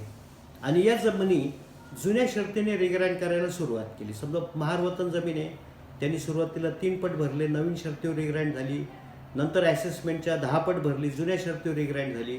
आता त्या व्यक्तीला जर जमीन विकायची असेल तर विकायला त्याला परवानगी आहे. फक्त जो खरेदी घेणार आहे त्यांनी ती जमीन फक्त शेतीसाठी वापरायची, बिगर शेती कारणाला वापरू नये. पाटील वतन जमीन आहे, त्यांनी सुरुवातीला 6 पट भरलेले आहेत, नवीन शर्तीने रिग्राईंड झालेली आहे, नंतर त्यांनी पुन्हा 20 पट भरले, जुन्या शर्तीने रिग्राईंड झाली. त्या पाटलांनी जमीन कोणाला विकली, थर्ड पार्टीला विकायचा अधिकार आहे त्याला. फक्त थर्ड पार्टी परचेसरनी त्या प्रॉपर्टीचा वापर हा फक्त शेतीसाठी करायचा आहे, शेती व्यतिरिक्त वापर त्याला करता येणार नाही. पुढं त्यामध्ये असंही आलेलं आहे की जर बिगर शेती वापर करायचा असेल तर he will have to pay 50% of the market value. मग त्यांनी जर 50% ऑफ द मार्केट व्हॅल्यू जर पैसे भरले शासनाला तर त्या जमिनीवरचं जे रिस्ट्रिक्शन आहे जुन्या शर्तीचं ते रिस्ट्रिक्शन निघून जातं. अशा पद्धतीची रचना आहे. आता ही जी काही तरतूद आहे ही वतन जमिनी संदर्भात लागू आहे. वतन व्यतिरिक्त इतर ज्या जमिनी आहेत त्याला ही तरतूद काही लागत नाही, कारण वतन रिग्राईंड करायची प्रोव्हिजन आहे. वतन व्यतिरिक्त जमीन रिग्राईंड करायचं काही कारण नाही. उदाहरणार्थ सांगतो मी आपल्याला की इनाम वर्ग 2 आहे, पर्सनल इनाम. मी स्पष्ट करताना सांगितलेलं आहे की पर्सनल इनाम जे काय ह्या त्यांच्या पर्सनल प्रॉपर्टी आहेत. फक्त त्यांना रेव्हेन्यूमध्ये एक्झम्पशन का दिलेलं आहे तर त्यांनी काही समाजासाठी खूप मोठं शौर्य केलं, काम केलेलं आहे, म्हणून त्यांच्या जमिनीला शेतसाऱ्यामध्ये सवलत दिलेली, म्हणून त्याची वर्गवारी इनाम वर्ग 2 मध्ये केलेली आहे. परंतु ते वतन नाही आहे, त्यामुळे रिग्राईंडचा प्रश्न येत नाही. म्हणून पर्सनल इनाम ॲबॉलिशन ॲक्ट लागू करताना फक्त इनाम ॲबॉलिश केलेले आहे, त्या जमिनी रिग्राईंडची प्रोव्हिजन त्याच्यात काही घेतलेली नाही, कारण it is not a grant of land, so no question of regrant will arise. म्हणून बऱ्याच मॅटरमध्ये असं प्रश्न आलेले होते की पर्सनल इनाम जमीन आहे ती काही रिग्राईंड झालेली नाही, आता बिगर शेती वापर करायचा आहे त्यांना, तर अशा परिस्थितीत त्यांच्याकडून 50% रकमेचा नजराना घेता येईल का, हा प्रश्न त्यात निर्माण होतो बऱ्याच वेळा. तर त्यावर एका मॅटरमध्ये असा प्रश्न निर्माण झाला होता. तर ते मॅटर म्हणजे I had conducted that matter आणि मी त्यात ओपिनियन दिलं होतं की ही काही वतन प्रॉपर्टी नाही, प्रायव्हेट प्रॉपर्टी आहे, तर 50% नजरांचं प्रोव्हिजन याला लागत नाही. तर ते राज्य सरकारकडे मॅटर होतं. नंतर लॉ अँड ज्युडिशियरीकडे ते मॅटर रेफर केलं गेलं. लॉ अँड ज्युडिशियरीने ओपिनियन दिलं की पर्सनल इनामची प्रॉपर्टी ती प्रायव्हेट प्रॉपर्टी आहे, बिगर शेती करताना जमिनीच्या बाजारभावाच्या 50% नजरानं घ्यायचं काही कारण नाही. अशा पद्धतीचा हा प्रकार आहे. आता बऱ्याच वेळा एन ए प्रकरणामध्ये हा प्रश्न येतो की खरंच वतन जमीन आहे की नाही. कारण मी आपल्याला सांगितलं की ॲलिनेशन रजिस्टर हे मेंटेन केलेलं आहे सर्व इनाम आणि वतन जमिनीचं. आता काही भागामध्ये असं झालेलं आहे की ॲलिनेशन रजिस्टर ज्या वेळेला मेंटेन केलं ते साधारण 1886-87 दरम्यान मेंटेन केलेलं आहे. तर ते रजिस्टर मेंटेन केलं त्यावेळेला एखाद्या गावाचं जर सर्वे सेटलमेंट पूर्ण झालेलं नसेल तर त्या गावाच्या जमिनीला सर्वे नंबर काही दिलेला नव्हता. म्हणजे ॲलिनेशन रजिस्टरला सर्वे नंबर आलेला नसून पूर्वीचा जो सर्वे नंबरच्या अगोदरचा प्रतबंदी नंबर होता तो ॲलिनेशन रजिस्टरमध्ये रिफ्लेक्ट झालेला आहे. आणि पुणे एरियामध्ये तरी ज्यावेळेला जमीन बिगर शेती केली जाते त्यावेळेला बिगर शेती विभागातले अधिकारी हे त्या एरियामधलं ॲलिनेशन रजिस्टर पहिले चेक करतात की बा ही जी जमीन आहे त्याचा ॲलिनेशन रजिस्टरमध्ये एंट्री आहे का. जर ॲलिनेशन रजिस्टरमध्ये त्या जमिनीची एंट्री असेल तर ते ऑर्डर पास करतात की 50% तुम्ही नजराना शासनाला भरा, त्याच्याशिवाय आम्ही काही जमीन बिगर शेती करणार नाही. एका केसमध्ये असं निदर्शनाला आलं की त्या जमिनीमध्ये खूप व्हॅल्युएबल लँड होती आणि त्यांनी एक ऑर्डर दिली रेव्हेन्यू अथॉरिटीने की ॲलिनेशन उतार्यामध्ये ही जमीन वतन दाखवलेली आहे, त्यामुळे ह्या जमिनीच्या 50% इतके कोटी रुपये तुम्ही शासनाला नजराना भरा. आता ती जी व्यक्ती होती तो एक बिल्डर होता, त्याला काही प्रश्न उलगडा होत नव्हतं म्हणून ते माझ्याकडे मॅटर आलं होतं. मी पाहिल्याबरोबर म्हणलं की ही तुमची जी जमीन आहे ती वतन कॅटेगरीमधली बिलकुल नाही आहे. पण मला असं डाऊट येतो आहे की पौड गाव म्हणजे पौड तालुका जे आहे पुण्याचा ते एक्झॅक्ट पौड गावामधलाच इश्यू होता. पौड गावाचा सर्वे सेटलमेंट ज्या वेळेला झालं ते 1886 नंतर झालेलं दिसतंय. त्यामुळं प्रतबंदी नंबर त्यावेळेला जे ॲलिनेशन रजिस्टरमध्ये रिफ्लेक्ट झालेले आहेत ते आहेत, ते सर्वे नंबर नाही आहेत. याचा हा घोटाळा इथं झालेला दिसतोय. तर तुम्ही काय करायचं, प्रतिबुक नावाचं डॉक्युमेंट आहे ते काढा. तर प्रतिबुक कोणाला फार लोकांना माहिती सुद्धा नसतं. ते मोडीमध्ये ते डॉक्युमेंट होतं. लकीली ते डॉक्युमेंट मिळाले आम्हाला त्या गावचे, आणि त्यामधून हे निष्पन्न झालं की ॲलिनेशन रजिस्टरमध्ये जो नंबर दाखवलेला आहे तो आत्ताचा सर्वे नंबर नसून त्यावेळेचा प्रतबंदी नंबर आहे, आणि त्या प्रतबंदी नंबरचा आत्ताचा रेव्हेन्यू रेकॉर्डप्रमाणे सर्वे नंबर हा वेगळा आहे. आणि आमची जी जमीन होती ती वतन कॅटेगरीमधली मुळीच नव्हती ती, असं त्यावर निष्पन्न झालेलं आहे. आणि त्या त्या क्लायंटचा तो खूप मोठा बेनिफिट झालेला आहे. म्हणजे ज्या वेळेला जर आपली जी जमीन आहे हा वाद जर असेल की खरंच आपली जमीन इनाम नाही आहे, आपली जमीन वतन नाही आहे, परंतु ॲलिनेशन रजिस्टरमध्ये ती जमीन इनाम वतन दिसून येत आहे, असं जर कुठं आपल्या निदर्शनाला आलं तर पहिलं आपण काय करायचं, त्या त्या त्या जमिनीचा प्रतबंदी उतारा ॲवेलेबल करायचा. हा प्रतबंदी उतारा जो आहे तो भूमी अभिलेख कार्यालयाकडे अवेलेबल असतो, आणि जनरली प्रतबंदी उतारे कोणी मागत नाहीत, म्हणून त्यांच्या रॅकमध्ये कुठेतरी बॅक साईडला हे पडलेले रेकॉर्ड असतात. परंतु आजही अवेलेबल आहेत ते काही फार ठिकाणी काही डिस्ट्रॉय झालेले नाही. जर कदाचित आपल्यापुढं हा प्रश्न असला तर आपण प्रतबंदी उतार्यामध्ये जाऊन हा विषय आपण सॉल्व्ह करू शकतो. आता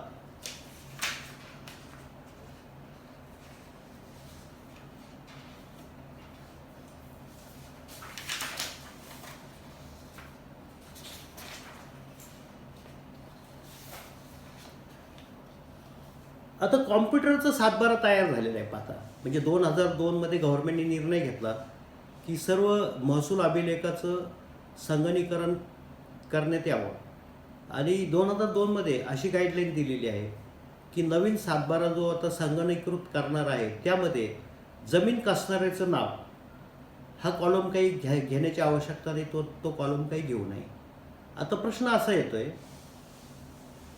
की कॉम्प्युटराईज उतार्यामध्ये जमीन कसणाऱ्याचं नाव नाही, रीत हा कॉलम नाही आहे. आता जर जमीन मालकाव्यतिरिक्त कोणी जर त्रयस्थ व्यक्ती जमीन वहीत करत असेल तर त्याची नोंद कुठे येणार आता? तर एका केसमध्ये एका कोर्टापुढं हा इश्यू होता. वादी म्हणत होता की जमीन माझ्या ताब्यात आहे, प्रतिवादी म्हणत होतं जमीन माझ्या ताब्यात आहे, आणि दोन्ही पार्टींनी कॉम्प्युटराईज सातबारे कोर्टापुढे दिलेले होते. आणि त्या कॉम्प्युटराईज सातबारामध्ये जमीन करणाऱ्याचं नाव कुठंच दिसत नव्हतं, कारण तो कॉलमच नव्हता त्यामध्ये. आणि नक्कीच त्या कोर्टापुढे मी होतो, तर कोर्टाने मला हा प्रश्न टाकला की कुणाचंच नाव दिसत नाही आहे पीक पाणी सदरी, तुम्ही कोणाचा ताबा धरायला पाहिजे. तुम्ही कोर्टाला सांगितलं की तुम्ही बहुतेक तो कॉम्प्युटराईज उतारा असेल. हो म्हणे कॉम्प्युटराईज उतारा आहे. तर त्यानं मी दाखवले कॉम्प्युटराईज उतार्यामध्ये जमीन कसणाऱ्याचं नाव हा कॉलमच ठेवलेला नाही त्यांनी, त्यामुळे हा काही कॉलम तिथे येणार नाही आहे. परंतु दुसरा प्रश्न कसा होता की जो मी आपल्याला सांगितलं की फॉर्म नंबर 7A याच्यामध्ये जमीन कसणाऱ्याचं नाव येत असतं. आता या संदर्भात फॉर्म नंबर 7A आणि 7B असं एक महसूल अभिलेख हा मेंटेन करायची प्रोव्हिजन आहे. 7A म्हणजे जमीन कसणाऱ्याचं नाव, 7B म्हणजे कुळाचे नाव. जर कुळ जमीन वहीत करत असेल तर एक स्वतंत्र रजिस्टर मेंटेन करायची प्रोव्हिजन आहे. ते रजिस्टर 7Bचं रजिस्टर आहे. आता जरी तुम्ही कॉम्प्युटरच्या उतार्यावर जमीन कसणाऱ्याचं नाव घेतलं नसलं तरी याचा अर्थ असा आहे का की 7A आणि 7Bचा कॉलम हा रेव्हेन्यू रेकॉर्डमधून काढूनच टाकलेला आहे, असं काही त्याचा अर्थ होईल का? मग मी काय केलं की हा ज्यावेळेला प्रश्न निर्माण झाला त्यावेळेला मी जमाबंदी आयुक्त म्हणजे सेटलमेंट कमिशनरला एक पत्र दिलेलं होतं की तुम्ही कॉम्प्युटराईज उतारे तयार केलेले आहेत, पण 7A आणि 7B हा काही तुम्ही याच्यातून कमी केलेला नाही आहे. त्यामुळे सर्व तलाठ्यांना डायरेक्शन्स द्यावेत की विलेज फॉर्म नंबर 7A आणि 7B हा मेंटेन करावा. त्यांनी उत्तर दिलं की ते कॉलम आजही अभिलेखामध्ये आहेत, त्यामुळे वेगळ्या गाईडलाईन द्यायची काही गरज नाही.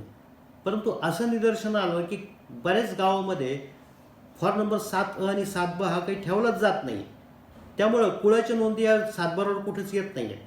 तर जर कदाचित आपल्या निदर्शनाला अशी जर काही गोष्ट आली की आपल्या क्लायंटच्या ताब्यामध्ये कुळ म्हणून जमीन आहे किंवा लायसन्सी म्हणून जमीन आहे किंवा काही वेगळ्या अधिकारानुसार जमीन आहे, परंतु कॉम्प्युटराईज उतार्यामध्ये त्याच्या काही कुठं नोंदी येत नाही आहेत, तर अशा इव्हेंच्युअलिटीमध्ये तो जो काही कोणी गाव तलाठी असेल त्याला लेखी कळवून गाव नंबर 7A आणि 7Bमध्ये या नोंदी घेण्यात याव्यात, अशा पद्धतीचे तुम्ही त्यांना सांगायला पाहिजे, त्यांनी मेंटेन करायला पाहिजे. आता विदर्भ रिजनमधले काही मॅटर माझ्याकडे होते आणि तिथं ते लोक काही 7A आणि 7Bचा फॉर्म ठेवायलाच तयार नाहीत. म्हणजे एका तलाठीने ठेवायचा प्रयत्न केला तर वरिष्ठांनी त्याला दापलं की तू नवीन का पायंडा पाडतो इथं, ही पद्धत आपल्याकडे नाही आहे, तू अजिबात ठेवू नको. त्यांनी ते तयार केलेले रेकॉर्डसुद्धा त्यांनी नष्ट करून टाकला. अशीच घडलेला किस्सा आहे. मग आम्ही काय केलं आता की नागपूर हायकोर्टामध्ये आणि मुंबई हायकोर्टाच्या औरंगाबाद बेंचमध्ये सुद्धा आम्ही रिट पिटिशन दाखल करतोय आत्ता की they may be directed to maintain form number 7A आणि 7B इन विलेज रेकॉर्ड. त्याच्याशिवाय कुळाची नोंदी येणार नाही. आता पुन्हा एक प्रश्न असा येतोय की कुळाचे जे काही अधिकार असतात तर त्या नुसत्या सातबाराच्या नोंदीवरून कुळाचे अधिकार आपल्याला ठरवता येतील का? तर त्याबाबत बरेचसे जजमेंट असे आहेत की नुसत्या रेव्हेन्यू रेकॉर्डमध्ये कुळाच्या नोंदी असून कुळ हे त्या जमीत सिद्ध होऊ शकत नाही. कारण ज्यावेळेला 32 इन्क्वायरी झालेल्या आहेत कुळ कायद्यानुसार, तर त्या इन्क्वायरीच्या वेळेला सर्व कुळाच्या याद्या तयार झालेल्या आहेत आणि त्या याद्या ॲग्रिकल्चर लँड ट्रायब्युनलकडे देण्यात आलेल्या होत्या. त्यानुसार जमीन मालक कुळांना नोटिसा काढण्यात आल्या. त्यावेळेला बहुतांशी ठिकाणच्या कुळांचे हक्क त्या जमीन मालकांनी मान्य केलेत की ह्या जमीन कुळ आहे म्हणून. त्याबद्दलचे काही त्यावेळेला वाद उपस्थित केले गेलेले नाहीत. परंतु जे काही पेंडिंग लिटिगेशन्स आहेत आत्ताचे, अशा बऱ्याच लिटिगेशनमध्ये टेनन्सीचे वाद निर्माण झालेले आहेत. म्हणजे काही केसमध्ये जमीन मालक म्हणतात की हे आमचं कुळच नाही, कायदेशीर कुळच नाही आहे. आता त्या कुळाने त्याचे कुळ हक्क कसे साबित करायचे? तर त्यावेळेला काही जजमेंट असे आहेत की mayor entries in revenue record doesn't show that he is a lawful tenant in the property. त्यांनी बियॉन्ड रिजनेबल डाऊट त्यांनी काही एव्हिडन्स देऊन त्यांनी त्याचे कुळ हक्क साबित केले पाहिजे. नुसतं पीक पाणीला कोणाची तरी नोंद आहे म्हणून तो त्या जमिनीत लगेच लॉफुल टेनंट होत नाही. फॉर एक्झाम्पल मी सांगतो एक केसमध्ये. एक केस अशी होती की एक मुलगा खूप छोटा असताना त्याचे आईवडील एक्सपायर झाले आणि खूप मोठी जमीन त्या मुलाची होती. त्याचा सांभाळ हा त्या मुलाच्या मामाने केलेला होता आणि ती जी जमीन आहे त्या मुलाची पूर्वीपासून तो मामाच कल्टिवेट करत होता.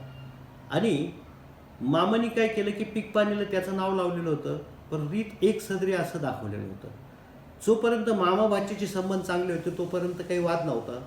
परंतु पुढं तो मुलगा खूप मोठा झाल्यानंतर मामाचं काहीतरी भांडण झालं आणि मामाने 32 केस टाकली की या जमिनीमध्ये कुळ आहे मी. आता सुरुवातीला त्या मुलाच्या विरुद्ध निकाल झाल्यानंतर अपिलातून मॅटर रिमांड झालं आणि त्यामध्ये प्रश्न निर्माण झाला की नुसतं सातबाराला पीक पाणी नोंद आहे म्हणून तो कुळ होईल का? त्यामध्ये असं दाखवण्यात आलं. I was looking on behalf of the owner of the land. लँडलॉर्डतर्फे मी पाहत होतो त्यामध्ये काम.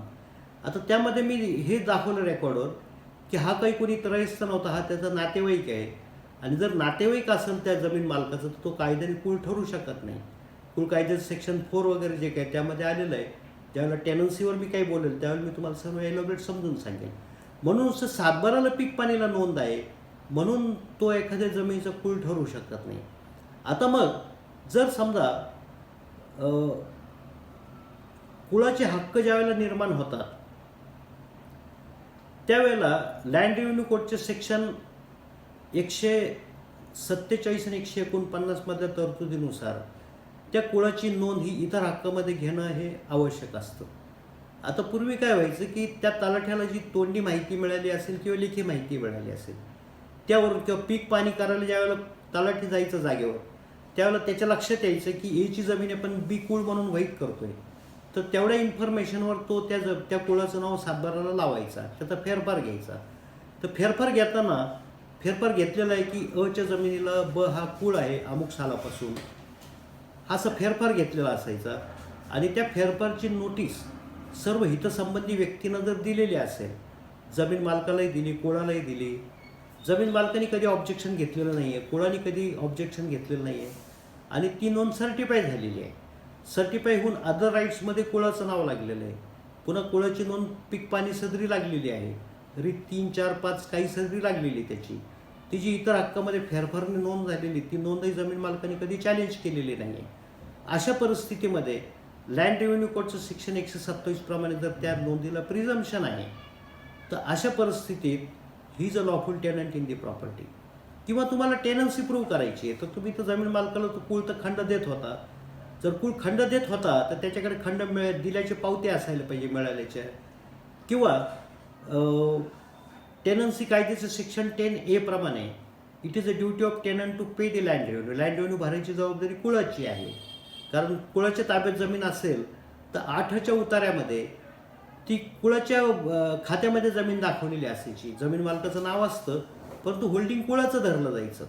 8ला नोंद आहे त्याची आणि त्या कुळाने जर शेतसारा पूर्ण भरलेला आहे सेक्शन 10A प्रमाणे तर अशा परिस्थितीमध्ये it is the best piece of evidence to prove that he is a lawful tenant in the property.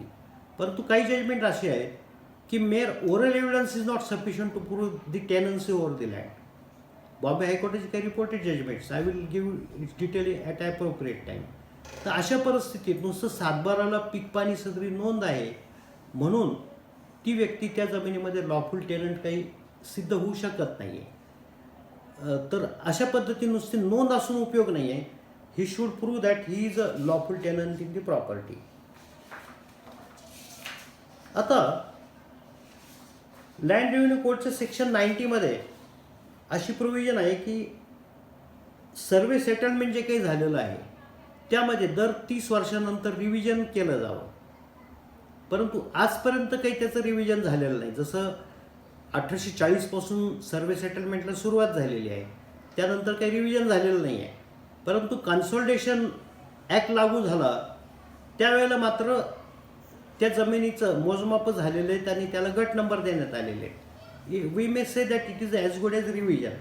त्यापेक्षा वेगळं काही रिव्हिजन झालेलं नाही. आता कन्सॉलिडेशन स्कीम जी काही लागू करण्यात आलेली आहे तर त्या स्कीममध्ये जो काही ॲक्ट लागू आहे आपल्याकडे ते Bombay prevention of fragmentation and consolidation of holding act. आता ॲक्टमध्ये 2 पार्ट आहे. पहिला पार्ट आहे प्रिव्हेन्शन ऑफ फ्रॅगमेंटेशन आणि second part is consolidation of holding. Prevention of fragmentation म्हणजे तुकडेबंदी आणि कन्सॉलिडेशन ऑफ होल्डिंग म्हणजे तुकडे जोड. या कायद्यामध्ये 2 तरतुदी आहेत. जमिनीचा तुकडा करायला बंदी आहे आणि दुसरं जे काही तुकडे आहेत त्याचं कन्सॉलिडेटेड होल्डिंग करायचं आहे म्हणजे एक स्वतंत्र गट तयार करायचा. अशा 2 प्रकारचा हा कायदा आहे. आता प्रिव्हेन्शन ऑफ फ्रॅगमेंटेशन म्हणजे तुकडेबंदीची जी तरतूद आहे या संपूर्ण महाराष्ट्रामध्ये लागू झालेली आहे. ती म्हणजे कॉर्पोरेशन एरियामध्ये जमीन असली काय आणि कॉर्पोरेशन एरियाच्या बाहेर असली काय स्वतंत्र नोटिफिकेशनद्वारे सगळ्या जमिनीला ती तरतूद लागू करण्यात आलेली आहे. म्हणजे पुण्यामधला प्राईम एरिया जो आहे हवेली तालुक्याला सुद्धा ती तरतूद लागू करण्यात आलेली आहे. आता प्रिव्हेन्शन ऑफ फ्रॅगमेंटेशनच्या सेक्शन 4नुसार सेक्शन 5नुसार स्टँडर्ड होल्डिंग धरलेलं आहे आणि स्टँडर्ड होल्डिंग किती असायला पाहिजे त्याचं नोटिफिकेशन हे त्यावेळेला काढलेलं आहे. आता स्टँडर्ड होल्डिंग जे काही ठरलेलं आहे ज्या त्या एरियामधली भौगोलिक परिस्थिती पाहून वेगवेगळे स्टँडर्ड होल्डिंग ठरलेलं आहे. जिथे जमिनीचे छोटे छोटे तुकडे असतील तिथे बागायत जमीन असेल तर 10 गुंठे आणि जिरायत जमीन असेल तर 20 गुंठे असं होल्डिंग स्टँडर्ड होल्डिंग धरलेलं आहे. इतर एरियामध्ये जिरायत जमीन असेल तर 40 गुंठे आणि बागायत जमीन असेल तर 20 गुंठे असं होल्डिंग धरलेलं आहे. त्यामुळं कुठल्या जमिनीचं व्यवहार करताना हस्तांतरण करताना या क्षेत्रापेक्षा कमी क्षेत्राची जमीन हस्तांतरण करता येत नाही. त्याला आपण तुकडेबंदी म्हणतो. म्हणजे जिथं 20 गुंठे बागायत जमीन असेल 40 गुंठे जिरायत जमीन असेल तर एखाद्याला जमीन हस्तांतरण करायची असेल मग ती सेल असेल लीज असेल गिफ्ट असेल तर त्या जमिनीमधून त्याला 40 गुंठेपेक्षा कमी क्षेत्राची जिरायत जमीन हस्तांतर करता येत नाही किंवा 20 गुंठेपेक्षा कमी क्षेत्राची बागायत जमीन हस्तांतर करता येत नाही. त्याला आपण तुकडेबंदी म्हणतो. आणि आता सर्वे करताना असं लक्षात आलं की काही गावामध्ये ऑलरेडी छोटे छोटे तुकडे आहेत. इथे 5 गुंठ्याचा तुकडा असेल 10 गुंठ्याचा तुकडा असेल परंतु तो त्या जमिनीचं कुठं कन्सॉलिडेट करायला काही स्कोप नाही आहे. तर अशा जमिनीची नोंद ही त्या जमिनीच्या सातबारावर इतर हक्कामध्ये तुकडा म्हणून केलेली असते. पहा तुकडा. आता हा जो तुकडा दाखवलेली जमीन असते इतर हक्कामध्ये ती जमीन थर्ड पार्टीला विकायचा अधिकार नाही आहे. त्या कायद्याच्या तरतुदीनुसार त्या कायद्याचं सेक्शन 7 आहे. पहा असा जर तुकडा असेल एखादा तो त्रयस्थ व्यक्तीला विकता येत नाही किंवा ॲलिनेट करता येत नाही. तर ॲडजॉइनिंग लँड ओनर जो कोणी असेल त्यालाच ती जमीन प्राधान्याने द्यावी लागते. त्याशिवाय दुसऱ्या कोणाला तुकडा देता येत नाही. म्हणून जर एखाद्या जमिनीचा सातबारा तुकडा लिहिलेला असेल तर पहिले समजायचं की त्रयस्थ व्यक्तीला जमीन घेता येत नाही, ॲडजॉइनिंग लँड ओनरलाच ती जमीन घेता येते. आणि दुसरा प्रकार जो आहे कन्सल्टेशन ऑफ होल्डिंग. म्हणजे आता तुकडेबंदी कायदा जो आहे हा जवळजवळ सगळ्या क्षेत्राला लागू आहे, परंतु कन्सल्टेशन ऑफ होल्डिंग जो आहे म्हणजे तुकडे जोड कायदा जो आहे त्यातला हा मात्र सगळ्या महाराष्ट्राला लागू केलेला नाही. म्युन्सिपल एरिया किंवा कॉर्पोरेशन एरियापासून 5 किलोमीटर क्षेत्राच्या जेवढे काही गावं आहेत त्याला हा काही कायदा लागू केलेला नाही. समजा तर पुण्याजवळ हवेली तालुका आहे, हवेली तालुक्याला तुकडे जोड कायदा लागू केलेला नाही. त्यापेक्षा जास्त अंतरावर त्याला तुकडे जोड कायदा लागू केलेला आहे. आता कन्सल्टेशन ऑफ होल्डिंग ही जी काही संकल्पना आलेली आहे त्यामध्ये काय झालेली की समजा 3 लँड ओनर आहेत, त्यांचे तिघांचे छोटे छोटे तुकडे एका ठिकाणी आहेत. याचं जमीन आहे, बीची जमीन आहे, सीची पण जमीन आहे, तिथे सेम परिस्थिती दुसरीकडे पण आहे त्यांची. त्यामुळे छोटे छोटे तुकड्यासाठी एलाही इथं यावं लागतं, दुसरीकडे एला जावं लागतं. त्यापेक्षा बेटर वे ह्या एका बाजूची जी जमीन आहे ती एला देऊन टाकायची, दुसऱ्या बाजूची जमीन बीला द्यायची, तिसऱ्या बाजूची सीला द्यायची. त्यांच्या जमिनीमध्ये काही क्षेत्रामध्ये किंवा फर्टिलिटीमध्ये काही फरक असेल जमिनीच्या प्रतीमध्ये तर पैशाच्या स्वरूपात कॉम्पेन्सेट करून द्यायचं. अशा दृष्टीने कन्सल्टेशन ऑफ होल्डिंग ही तरतूद त्यामध्ये आणलेली आहे. म्हणजे अशा जमिनीची इन्क्वायरी करून त्याचा ड्राफ्ट प्लॅन तयार केला जातो. ड्राफ्ट प्लॅनला कोणाची हरकत, सजेशन, ऑब्जेक्शन असेल त्याचा विचार करून ती स्कीम फायनल केली जाते त्या गावाची. आणि ती स्कीम फायनल केल्यानंतर त्यानुसार त्या गावाचं रेकॉर्ड तयार केलं जातं. ते जे रेकॉर्ड तयार होतं त्याला आपण कन्सल्टेशन स्कीम उतारा म्हणतो. त्या स्कीम उतार्यामध्ये त्या जमीन मालकाचं नाव असतं. स्कीमच्या पूर्वीची परिस्थिती काय ती त्या उतार्यात आलेली असते. स्कीमच्या पूर्वी त्याच्या नावावर कोणकोणत्या जमिनी होत्या आणि स्कीम नंतर काय काय झालेलं आहे. जर समजा असं विचार करा की एची जमीन आहे आणि त्याच्या जमिनीमधला काही भाग हा बीला दिलेला आहे आणि बीचा काही भाग हा त्या एला दिलेला आहे, तर त्यामध्ये बीचा खाते नंबर काय आहे त्याचा उल्लेख त्यामध्ये असतो. आणि त्यामध्ये म्हटलं की फेरबदल या खाते नंबरबरोबर झालेला आहे. आणि दुसरा पार्ट जो आहे तो स्कीम नंतरचा पार्ट आलेला आहे. म्हणजे स्कीममध्ये काय फेरबदल करून त्याच्या जमिनीला काय गट नंबर दिलेला आहे त्या कन्सल्टेशन स्कीममध्ये म्हटलेलं आहे तसं. आता ज्यावेळेला आपण एखाद्या जमिनीचा सर्च घेतो आपण त्यावेळेला कन्सल्टेशन स्कीम उतारा हा जरूर पाहणं आवश्यक असतं.